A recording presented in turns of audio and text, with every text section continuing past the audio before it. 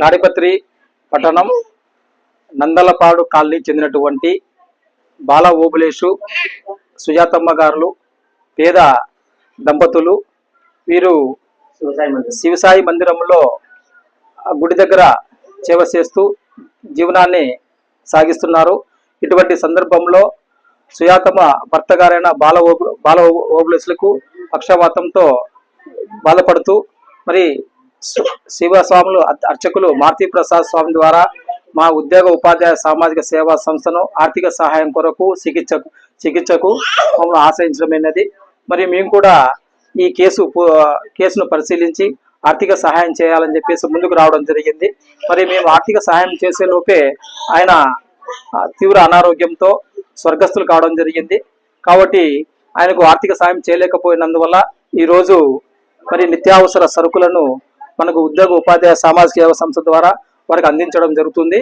ఈ సమావేశంలో మరి ఉద్యోగ ఉపాధ్యాయ సామాజిక సేవా సంస్థ అధ్యక్షుడు రామాంజన్, నేను, మరి ప్రధాన కార్యదర్శి రామేశ్వరరెడ్డి గారు, మరి అదేవిధంగా గౌరవాధ్యక్షులు గుర్రప్ప సార్ గారు, మరి ఉపాధ్యక్షులు శ్రీనివాసరావు సారు, మరి మా ప్రధాన కార్యదర్శి శివశంకర్ సారు, మరి అదేవిధంగా మా కమిటీ సభ్యులు అర్చకులు మారుతి ప్రసాద్ సార్ గారు ఈ సమావేశంలో పాల్గొని ఈరోజు ఈ కుటుంబానికి ఈ నిత్యావసర సరుకులన్నిటి కూడా అందజేయడం జరుగుతూ ఉంది.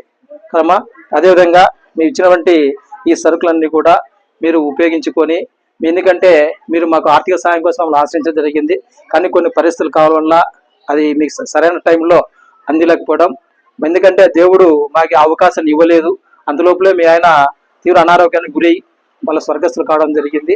మేము కూడా మా ఉద్యోగ అప్పుడు మీ ఆయన స్వర్గస్థులు అంటే మా సభ్యులంతా కూడా చాలా బాధపడడం జరిగింది.